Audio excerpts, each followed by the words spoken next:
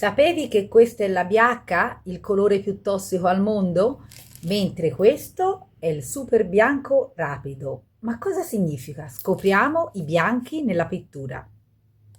Nelle gamme di colori, a prescindere dalla marca o tipologia di colore che sia olio, acrilico, acquerello, troviamo sempre diverse tonalità di bianco. I più comuni bianchi sono il bianco di zinco e il bianco di titanio. Il bianco di zinco solitamente è semicoprente e particolarmente adatto per le velature, grazie appunto alla sua bassa opacità. Esso è ideale anche per schiarire gli altri colori, perché non è particolarmente aggressivo, come invece è il bianco di titanio, che è un bianco più bianco di tutti, è un colore coprente, molto aggressivo e dominante verso le altre tinte. Si ottengono comunque migliori risultati quando si usa da solo, per dare ad esempio dei colpi di luce o quando serve proprio il bianco. Un difetto è che tende a opacizzare troppo le tinte, quindi non è consigliato per schiarirle. Tende inoltre leggermente a ingiallire. Il super bianco invece è un derivato del bianco di titanio, dal quale ne eredita tutte le caratteristiche, tranne quella di ingiallire, e il super bianco rapido è un mix tra bianco di zinco e titanio, un espediente per unire le qualità di entrambi i pigmenti. Esso smorza la forza del titanio sfruttando però la delicatezza dello zinco e diminuisce il rischio di ingiallimento. Il bianco di piombo poi è la famosa BH e già nell'antica Grecia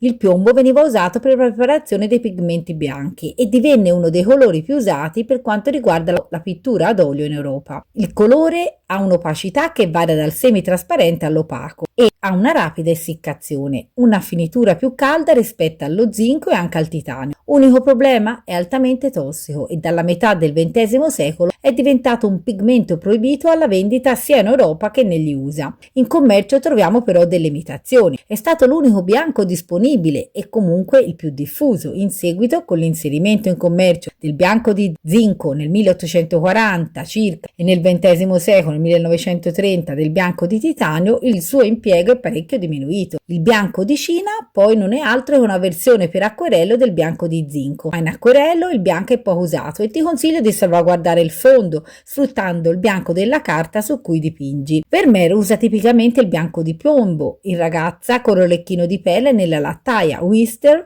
invece in Sinfonia in White numero 1 crea un capolavoro monocromo. Egli non conosceva il titanio ma apprezzava la trasparenza del bianco di zinco e la morbidezza del piombo. Molti artisti moderni usano il titanio per ottenere consistenza e una luminosità intensa, applicando impasti spessi e stratificazioni dense. Per effetti classici, carnagioni e velature usa lo zinco, per impasti e texture bianche scegli il titanio.